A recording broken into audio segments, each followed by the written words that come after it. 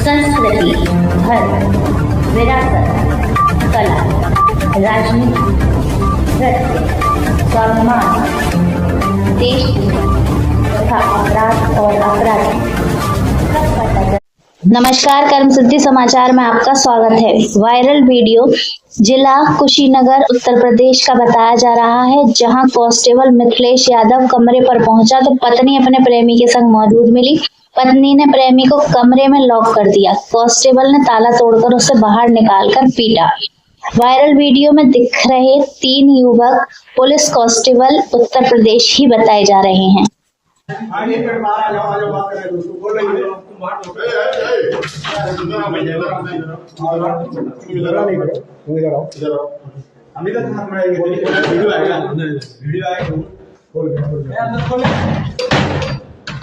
अरे फाटक खोल दो।